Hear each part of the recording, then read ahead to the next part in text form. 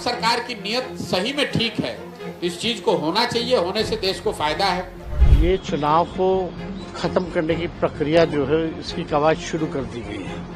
ऐसा है कि यूनियन कैबिनेट ऐसे बहुत से प्रपोजल्स पास करती है जिस पर उनको यू टर्न लेना पड़ता है। वन नेशन वन इलेक्शन कुछ नहीं, एक शगुफा है असल मुद्दों से भटकाने का। वन नेशन वन इलेक्शन को लेकर जारी विवाद के बीच जन स्वराज के संस्थापक और चुनावी रणनीतिकार रहे प्रशांत किशोर ने विपक्ष पर हमला बोला है। प्रशांत किशोर ने वन नेशन वन इलेक्शन का समर्थन किया है, हालांकि इसके साथ उन्होंने कुछ कंडीशंस भी लगाए हैं। अगर सही नियत से इस चीज को किया जाए और एक ट्रांजिशन का फेज हो 4 साल 5 साल का, ताकि सबको उस व्यवस्था में आने के लिए एक समुचित समय मिले, तो ये देश के हित में है। ऐसा इसलिए कि सबसे पहले तो ये देश में पहले लागू था 17-18 साल तक।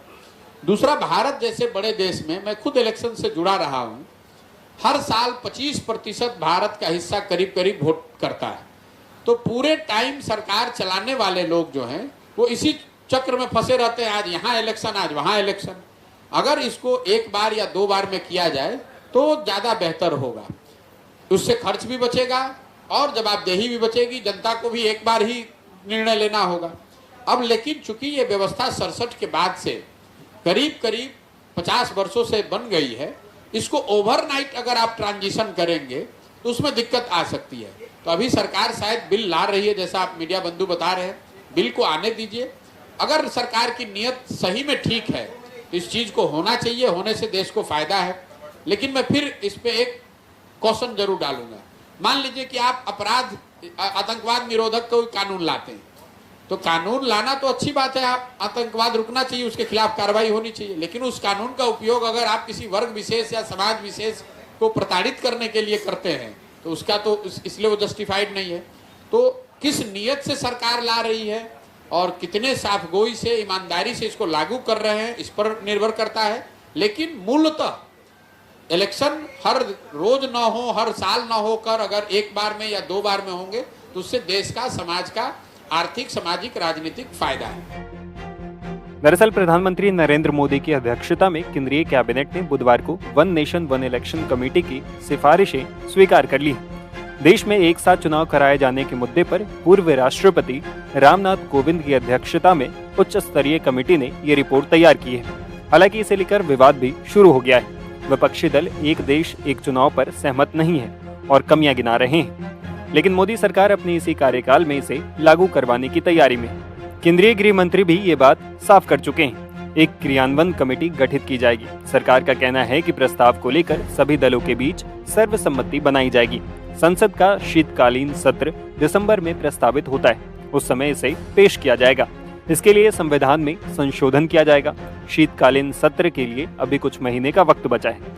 इस दरमियान क्रियान्वयन कमेटी इसे लागू करने के उपायों पर देश भर में चर्चा करेगी और उनकी चिंताओं और सुझावों पर विचार करेगी। सरकार आम सहमति बनाने की कोशिश करेगी। हालांकि एक देश एक चुनाव से विपक्षी दलों में कई आशंकाएं हैं, इसकी वजह से वो इसका विरोध भी कर रहे हैं। वन नेशन वन इलेक्शन को लेकर नहीं, इसको देखिए, ये चुनाव को खत्म करने की प्रक्रिया जो है इसकी कवायद शुरू कर दी गई है।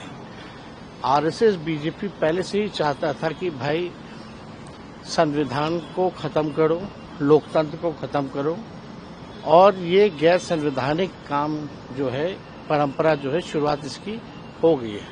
हालांकि इसका जब बिल आएगा तब इसका अध्ययन किया जाएगा कि क्या कमी है क्या नहीं है। लेकिन अभी ये बात कर रहे हैं one election one nation one election की, बाद में ये बात करेंगे वन इलेक्शन वन पार्टी की, फिर उसके बाद बात करेंगे one election no election one leader की। तो ये तो चाहते खत्म हो जाए सब कुछ। अभी 5 राज्यों में चुनाव होना था, 5 राज्यों में, कश्मीर, हरियाणा, झारखंड, पंजाब, महाराष्ट्र और दिल्ली। तो दिल्ली, महाराष्ट्र, झारखंड का नहीं करा करके केवल 2 राज्य का करा रहे। जब 5 राज्यों को एक साथ नहीं करा सकते ये, तो अपनी इनके पिक एंड चूज है अपने परिस्थिति कहाँ इनको बेहतर लगती है उस हिसाब से ये चुनाव करा। आखिर में एक सवाल है, राहुल गांधी कोर्ट की ओर से समन जारी किया गया है। प्रक्रिया है, नॉर्मल प्रक्रिया है। ये बीजेपी क्या से लिस्ट जाता है, ईडी छापे मारती है, झूठा केस बनाती है, मामला कोर्ट में जाता है तो कोर्ट की अपनी अपनी प्रक्रिया है। कॉग्निजेंस होता है, चार्जशीट होता है, बेल होता है, फिर ट्रायल होता है। तो हम लोग अपना पक्ष को रखेंगे, लेकिन सुप्रीम कोर्ट का ऑब्जर्वेशन देखिए, कई बार इन सारी एजेंसियों को फटकार लगाई है कड़ी शब्दों में। जितने भी ये विपक्ष के नेताओं पर कोर्ट पहुंचते हैं ईडी और सीबीआई, तब बार बार जो है कोर्ट फटकार लगाती है, यानी साफ बोलते हैं कि वेंडेटा के हिसाब से हो रहा है। कश्मीर में चुनाव हो रहे थे, भाई पहले ही हो जाना चाहिए था, ये तो खत्म करना चाहते सब कुछ। ऐसा है कि यूनियन कैबिनेट ऐसे बहुत से प्रपोजल्स पास करती है जिस पर उनको यू टर्न लेना पड़ता है। वन नेशन वन इलेक्शन कुछ नहीं, एक शगुफा है असल मुद्दों से भटकाने का। आप बेरोजगारी की बात मत करिए, आप जो उनकी नफरत और हिंसा की बातें हमारे नेता प्रतिपक्ष के खिलाफ कह रहे हैं उन पर बातें मत करिए, इसलिए वन नेशन वन इलेक्शन का ढोल बजाया जा रहा है। आप कैसे करिएगा वन नेशन वन इलेक्शन? क्या आप राज्य सरकारों को गिरा दीजिएगा? क्या आप असेंबलीज भंग कर दीजिएगा? किस तरह से कीजिएगा आप वन नेशन वन इलेक्शन? ये सारे शगुफे हैं आपका ध्यान भटकाने के लिए। आपका ध्यान भटक सकता है, हमारा नहीं भटकेगा। प्रैक्टिकली नहीं है। भाई मैं ये जानना चाहती हूँ कि क्या आप अपने घटक दलों की सरकारें गिराएंगे? क्या आप जदयू की सरकार और टीडीपी की सरकार गिरा देंगे और वो मूक दर्शक बन के बैठ के देखते रहेंगे? क्या आप भाजपा के मुख्यमंत्रियों को राजी कर लेंगे सरकार गिराने के लिए? ये सारी चीजें जो सरकारें, ये जो सारी चीजें जो मोदी सरकार करती है, ये ध्यान बटाने का, सिर्फ ध्यान मुद्दों से भंग करने का तरीका मात्र है। एक राष्ट्र एक चुनाव का प्रस्ताव को कैबिनेट ने पारित कर दिया। एक दिन पहले गृह मंत्री ने संकेत भी दिए थे कि इस कार्यकाल में पूरा होगा। कितनी उम्मीद है आपको और किस तरीके का होगा ये प्रस्ताव? धन्यवाद है एनडीए गवर्नमेंट को, मोदी सरकार को, जिन्होंने वन नेशन वन इलेक्शन का प्रस्ताव अब कैबिनेट से पास किया। अब ये एक बिल की शक्ल में संसद में भी आएगा। इसमें फायदे ही फायदे हैं और कुछ फायदे तो सबको समझ में आ जाते हैं। देखिए, जब एक ही व्यक्ति को 3 बार वोट देने आना पड़ता है, एक बार लोकसभा, एक बार विधानसभा, एक बार जिला पंचायत या नगर निगम, तो आदमी बोलता है यार क्या बार बार चुनाव करते रहते हो। उसमें मत प्रतिशत भी हमारा कम होता है।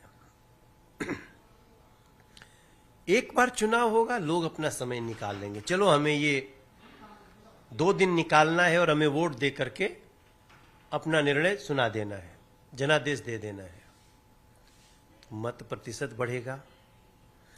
दूसरा, जब जब चुनाव आता है आचार संहिता लगती है।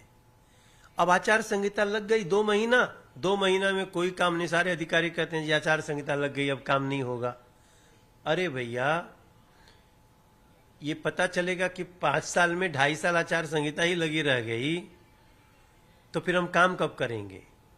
चूंकि कांग्रेस डेवलपमेंट रिलेटेड वर्क में विश्वास नहीं करती, इसलिए वो चाहती है कि यार इसमें तो काम करना पड़ेगा, भ्रमित करने का मौका नहीं मिलेगा। जैसे और देशों में चुनाव होते हैं कि डिबेट हो रही है, आप डिबेट करिए और चुनाव में जाइए। ये वन नेशन वन इलेक्शन बहुत ही अच्छा कदम है। इसलिए मैं विपक्ष के साथियों को भी बोलूंगा कि आप लोग इसका विरोध करने की जगह इसको समझिए और इसमें शामिल होइए। लेकिन कई पॉलिटिकल पार्टीज हैं जो लगातार इसका विरोध कर रही थी, पहले भी और अभी भी कांग्रेस पार्टी की तरफ से प्रतिक्रिया आई है कि चुनी हुई सरकारों को खत्म करने की साजिश है एक प्रकार से ये भारतीय जनता पार्टी की। भाई, जो पार्टियां एक राज्य में सरकार चला रही हैं और सरकार चलाते हुए 2000 रुपया भी किसी को नहीं दे रही है, दूसरे राज्य में कहेंगे कि हम 8000 रुपया महीना देंगे, तो वन नेशन वन इलेक्शन में फंस जाएंगे ना। क्योंकि एक बार सब कुछ बोलना पड़ेगा। अब एक बार नहीं बोलोगे तो मान लो तेलंगाना में कुछ बोल रहे हो, कर्नाटक में कुछ बोल रहे हो, बिहार में कुछ बोल रहे हो, तो पब्लिक थूरेगी मतलब वोट से थूरेगी। ऐसे में वो कभी नहीं वन नेशन वन इलेक्शन का प्रचार करेंगे। बीजेपी है जो एक स्टेट में बात करती है, पूरे देश में वही बात करती है। हमें छल नहीं करना है, हमें हल करना है। नरेंद्र मोदी की सरकार हल करने के लिए आगे बढ़ रही है, विपक्ष के लोग छल करने के लिए आगे बढ़ना चाहते हैं।